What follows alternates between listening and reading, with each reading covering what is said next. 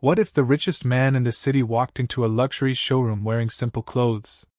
Would they let him in, or throw him out? Stay till the end, because what happens next will shock you and restore your faith in humanity. At exactly 10:45 in the morning, an elderly man slowly walked toward the city's most luxurious car showroom, Imperial Motors. He wore a simple white kurta pajama. A worn cloth bag hung from his shoulder, and there was calmness in his eyes. Behind the showroom's glass walls, brand new shiny cars were displayed. BMW, Honda, Mercedes, all priced in crores. As soon as the old man stepped inside, the guard blocked his way. "Hey, Baba, what are you doing here? Go sit outside in the parking area. Only customers come inside." The old man smiled gently and said, "Son, I am a customer. I need to meet the manager. I want to see a car." The guard laughed and said to another security guy standing beside him, "Did you hear that? Baba has come to buy a car." "Which one? The bicycle model?" Both of them burst out laughing. The old man said nothing. He simply kept the same peaceful smile and said, "Son, whether you laugh or get angry, I will go inside." Just then, a sharp voice came from inside. "What's all this noise at the entrance?" It was Kritika Singh, the senior sales executive of the showroom. She stepped out wearing high heels, a black suit, and holding a tablet. She looked at the old man from head to toe and gave a slight sarcastic smile. "Baba, this showroom sells cars, not tea. You must have come to the wrong place." The old man replied politely, "No, daughter. I have come to the right place. I want to see the most expensive car here." Kritika couldn't hold back her laughter. "Oh, really? Our most expensive car is the On-Rails X9, priced 3.5 crores. Will you be paying in cash or by check?" The old man said. "Don't worry about the payment. Just show me the car first." Kritika turned to her colleague Vikram and said, "Please remove the car cover. Our VIP customer wants a viewing." Vikram smirked and said, "Ma'am, is this a joke? This man looks like he walked straight from the footpath." Kritika said, "Yes, but what's the harm in a little time pass?" Both of them walked to the car, laughing, and pulled the cover off. The car's body gleamed brightly. The old man examined it carefully. Then he said softly, "I want to hear the engine sound." Vikram got irritated. "Baba, this isn't some local vehicle. Even sitting inside it is not allowed. It's a showpiece." The old man said, "Take me to your owner. He will understand what I mean." Kritika sighed in annoyance. "Oh God, now he wants to meet the owner too." She went to the reception and picked up the phone. "Sir, an old man is here. He says he wants to buy the On-Rails X9. Probably joking." From the other side, a voice replied, "Let him joke. He'll leave on his own after a while." The voice belonged to Abhishek Mehra, the general manager of the showroom, an arrogant, sales-driven man who judged people by their clothes. Kritika hung up and told the old man, "The manager is busy. Come some other day." The old man said, "I need to meet him today. It's important." Vikram laughed and said, "The important thing is that you should leave, Baba. There's water kept outside. Please drink some." Saying that, both of them walked inside. The old man stood there for a few moments, then sat down on the nearby chair. But here's where everything changes. One person noticed something different in the old man's eyes. Keep watching, because this one decision turned the entire showroom upside down. After a little while, a young boy around 25 years old came to him. His name was Ravi Tiwari, a new junior salesman. Ravi asked, "Baba, why is everyone scolding you? Do you need something?" The old man smiled. "I just need to meet your manager, son," Ravi said. "Okay, I'll try." He ran to the manager's office. "Sir, there's an old man outside. He says he wants to buy a car. I saw him. He looks poor, but maybe there's some truth later." Abhishek lifted his eyes. "Ravi, you're new. Every month 100 people like him come here. Your job is to identify real buyers. Now go and send him outside." Ravi hesitated. But sir, what if he is truly… Abhishek cut him off. Enough. Don't argue. Do your job. Ravi came out. The old man was still sitting calmly. He said softly, Baba, they said you should come later. He's busy right now. The old man nodded. All right, son. When the time is right, the meeting will happen by itself. Ravi asked in surprise. What is your name? The old man smiled. The time to know the name hasn't come yet, son. And saying that, he took out a small sealed envelope from his cloth bag. He said to Ravi, Give this to your manager, but only when he's alone. Ravi took the envelope. What's inside this? The old man said. The answer is inside. Just give it to him. Ravi couldn't understand anything, but when he looked into the old man's eyes, he felt a strange depth, as if he was not an ordinary man, but something else. The envelope started to feel heavy in Ravi's hand. Ravi carefully placed the sealed envelope in his shirt pocket. Inside the showroom, there was still the same rush, new customers, trays of tea, shining tires, and sales talk. But Ravi's mind was now somewhere else. Every time his fingers touched the envelope, he felt like something big was hidden inside it. About half an hour later, the showroom became a little quiet. Abhishek Mehra was alone in his cabin. Ravi gathered courage and walked inside. Sir? Yes, Ravi. Now what happened? Abhishek replied without lifting his head. That old man, he told me to give you this envelope. He said to give it only when you're alone? Abhishek smiled. Why? What's written in it? A charity request? Then he took the envelope, broke the seal, and pulled out a single white sheet. On it, a few lines were typed in blue ink. Dear Mr. Abhishek Mehra, from your behavior today I understood a lot. Tomorrow morning at 10 a.m. I will meet you at the Aurelius Group head office. There it will be decided whose hands will hold the future of Imperial Motors. S. Shekhawat. Abhishek's face immediately tightened. He read the name again. S. Shekhawat. His forehead wrinkled. I've heard this name somewhere, he murmured. Suddenly he remembered, Aurelius Group was the same company whose franchise this entire showroom operated under, and Shekhawat was one of the founding directors of this brand. But he had not appeared in public for many years. Abhishek quickly picked up the intercom.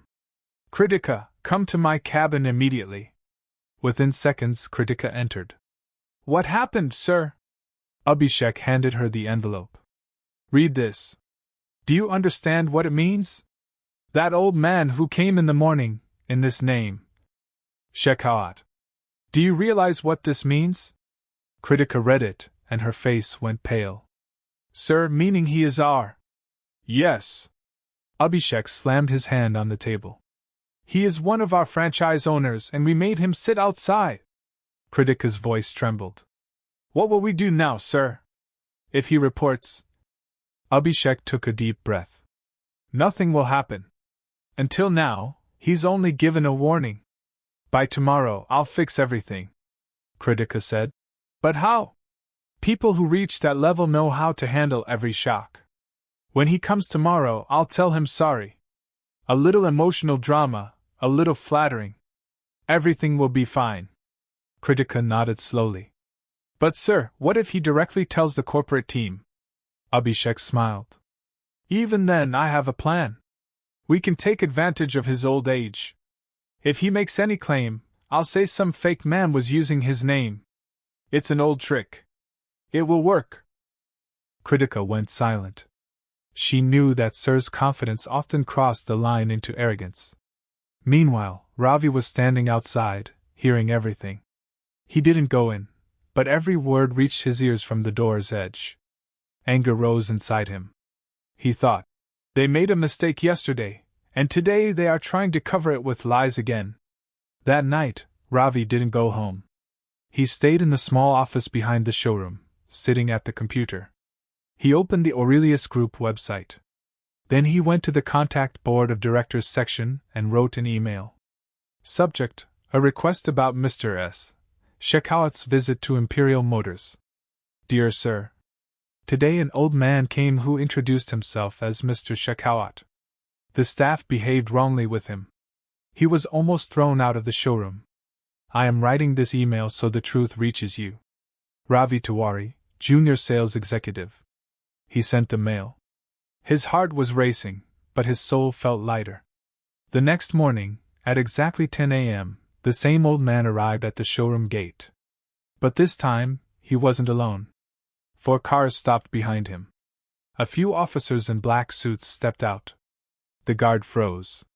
Kritika and Vikram's faces lost all color, and Abhishek Mehra, whose smile had been so sharp yesterday, now had dry lips. The old man walked straight inside and said, "Where is Mr. Abhishek Mehra?" There was no softness in his voice now. That voice was an order. The entire showroom went silent. In the glass walls, only the sound of his footsteps echoed. Abhishek slowly came out of his cabin. A fake smile stuck to his face. "Namaste, sir," he said quickly, folding his hands. "What happened yesterday was a misunderstanding, sir. The staff." Shekawat raised his hand to stop him. His eyes were cold and direct. "The mistake was not only the staff's, Mr. Mehra. The mistake was in your character." Abhishek staggered. "Sir, I swear." "Swear later." Shekawat's voice grew deeper. "First, tell me, when a man comes in simple clothes, you don't consider him a customer?" Kritika and Vikram stood in a corner, hearing everything. Sweat rolled down Kritika's neck. Shekawat walked forward and stopped in the center of the showroom.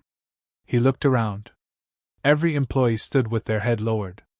"This is the same showroom I started 20 years ago," he said. "Back then, there were only 2 cars and 5 people. We had a dream that no matter how a customer came, he would be treated with respect." He paused, then looked directly at Abhishek. "But now, only arrogance is being sold here." Abhishek's voice started trembling. "Sir, please give us one chance. Yesterday was a very bad day." "Yes," Shekawat replied. "But bad days help you recognize people. And yesterday I recognized you." Meanwhile, one of the officers who came with him placed a file on the table. "Sir, we watched the entire CCTV footage from yesterday. Everything is on record." The color drained from Abhishek's face. Kritika's breath caught in her throat. Shekawat said, "I saw the video. You all were laughing, mocking, and a senior customer was not even given a place to sit. Is this your brand value?" Abhishek bowed his head. "Sir, I admit I made a mistake." Shekawat cut him off. "This is not the time to admit mistakes. This is the time to answer for them." He pointed toward Ravi, who was standing behind. "Come." Ravi was startled. Slowly he stepped forward. Shekawat smiled. "This is the boy who didn't meet me with lies but with truth. Who didn't try to hide my insult but chose to tell me what really happened." The entire staff was stunned. Kritika whispered, "Ravi sent the mail." Shekawat looked at Abhishek. "You know, Mehra, the person sitting at the lowest position in your showroom turned out to be the highest." Then he opened the file and said, "From today, the management structure of Imperial Motors is being changed. Abhishek Mehra, you are suspended with immediate effect." Abhishek stood shocked. "Sir, please. I have a family. My career." "Your career is not ending," Shekawat said calmly. "You just need to understand real work now. For the next 6 months, you will work in the service section. You will clean the dust off cars, bring tea for customers, and learn what real respect means." Silence spread across the showroom. Tears filled Kritika's eyes. Shekawat turned to her. "And you, Miss Kritika, you're being given one more chance. But remember, if next time a customer is judged by his clothes, you will be out." Kritika bowed her head. "Sorry, sir. I understand." Then Shekawat faced Ravi. "Ravi, you didn't pay the price for truth. You earned from it. From today, you are the assistant manager of the showroom." Ravi's eyes widened. "Sir, I'm new." "Yes." Shekawat smiled. "But you have something no one else here has. Humanity." Kritika said softly. Ravi, what you did, no one else could do. Ravi replied. I just did what felt right. Shekhawat looked at Abhishek one last time. Remember, Mera, the real value of a brand does not lie in cars, but in the hands that touch them with respect. He picked up his walking stick and started moving toward the door. Every step echoed across the showroom floor, as if each echo was saying, humanity's vehicle always leads the way. 3 weeks had passed. The atmosphere in the showroom was not the same anymore. Everyone had become a little more polite, a little more careful. The board of Imperial Motors now shined brighter than before. But this time its shine came not from the cars, but from Ravi's honesty. Ravi was now the assistant manager. Employees had started calling him sir. But he always smiled and said, Don't call me sir. Ravi is fine. Every morning he arrived first, switched on the showroom lights, and stood for 5 minutes at the same spot where Mr. Shekhawat had sat. For him that place was nothing less than a temple. Now one day Kritika came and said, Ravi, you've been called to the Aurelius head office today. Ravi was surprised. Me? What for? They didn't say. Kritika replied. They just said Mr. Shekhawat wants to meet you himself. The tall glass-covered building, every door opened automatically. Ravi had never seen such a big office. The receptionist said, Mr. Ravi Tiwari, sir is waiting for you. He walked inside. Mr. Shekhawat was there in a white kurta. But this time there was a thick file and several charts placed in front of him. Come, Ravi, he said. How are you? Good, sir. Everything is going well. I know. Shekhawat smiled. I get a report every week and there's always one word written next to your name. Truth. Ravi felt shy. Sir, I'm just doing my job. Shekhawat leaned back in his chair. Ravi, I need to tell you something. I've decided that I will slowly retire now. Ravi was shocked. What? But sir, without you. Shekhawat smiled gently. Every engine must stop one day, son. But what matters is that the vehicle keeps moving. He slid the file toward Ravi. This is the file for my trust, Aurelius Foundation. I want you to start working as director in charge. Ravi's lips went dry. Sir, but I was just a salesman. You were? Shekhawat said. No, you are an example. And a company needs examples, not just managers. Ravi's eyes grew moist. I promise, sir. I will never bow down to lies. I know. Shekhawat nodded. That's why you were chosen. Meanwhile, Abhishek was still in the service section, dusting customers' cars.